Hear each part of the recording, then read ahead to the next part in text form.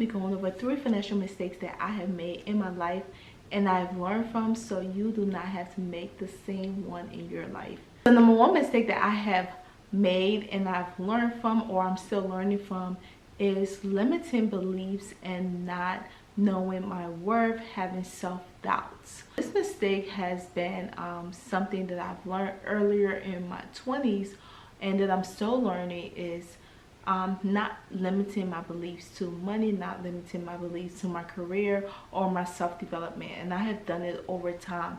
So you might think like, how does limiting, your thoughts, what does that have to be with money? So you have a limited belief and limited thoughts, you are kind of forming your relationship with money, and it's impacting it, right? Whether if it's in a negative or a positive way. How do you think about your salary? How do you think about your career advancement?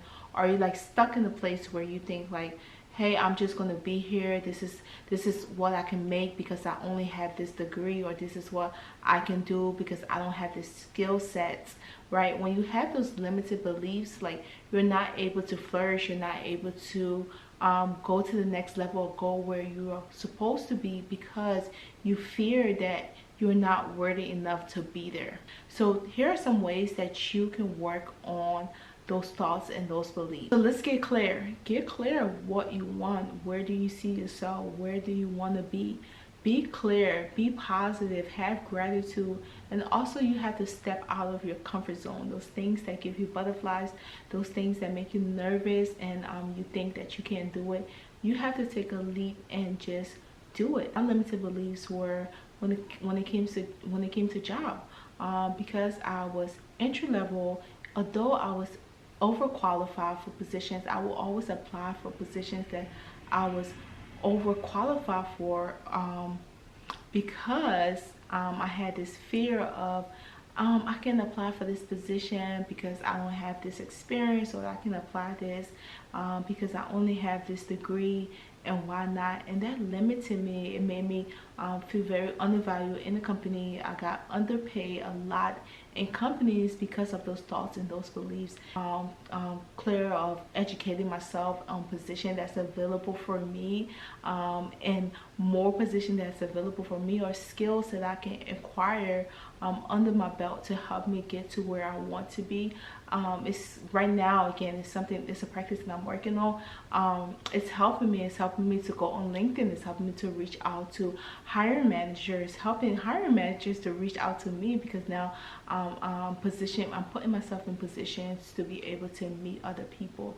So that's what it's all about: being clear, have gratitude, be positive, and also stepping out of your comfort zone. So number 2 is opening credit cards. Believe it or not, this was a mistake that I made earlier in my early 20s, were just opening credit cards just because. And when I say just because, it was, I opened some credit cards because they told me that I could save 10%, and I know you guys might be guilty of that, right? You go to the store, mine's were, at that time it was TJ Maxx. I was in TJ Maxx. I was doing some shopping. I think I was buying some furniture when I first moved to Houston, and they was like, do you want to save 10%? Yes, I knew I had a good credit score. Why not? I knew I was going to get approved, and I got approved on the spot. Got the credit card. Then I went to the next card. Then I was just getting credit cards left and right. That was a mistake, but it did end up being for my good now, because I know how to manage my cards. But don't just open credit cards for the sake of opening credit cards. Always ask yourself, is it worth it? Am I going to use this card? What am I going to use this card for? Would I be able to pay it off, right? Because using a credit card can hurt or harm you. Not using that credit card, guess what? It can also hurt or harm you. If you're not using it, the card can close out, and then now that's hurting your credit score, right?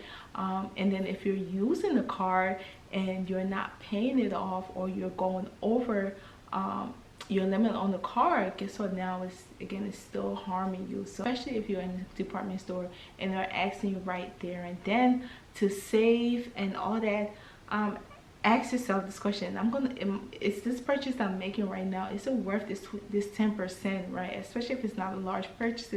Don't make impulse decisions right now, because it is going to affect your future later on. So that is just something that you can think about. Number 3 mistake, and the final one, is definitely focusing on too much saving and not enough investing. It's a good thing. Don't get, let me make it clear, right?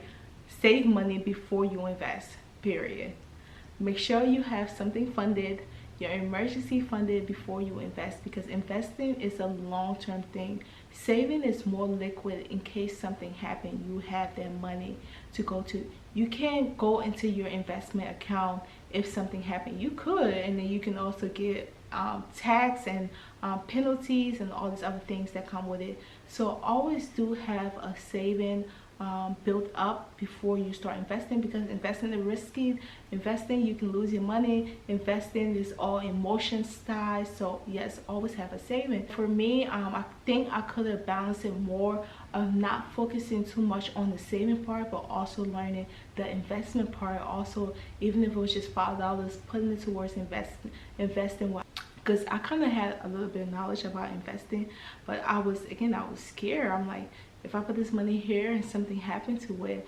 But I had to get out that mindset, because you cannot save your way to wealth. You have to invest to be able to build wealth, right? That's how your wealth is built, right? We're talking interest, especially compound interest. So if I would have done those things earlier, or the moment that I was at, it would have been so much better now for me. I believe as starting where you're at, I believe learning from mistakes and not repeating it, and starting. So that's really one of the things that I have made, but I have learned from, is definitely starting to invest and not just save money. So I hope you guys found this video very useful. I hope you were able to learn from my financial mistakes that I've made, and you don't have to make that mistake. You don't have to make a mistake of just opening a credit card.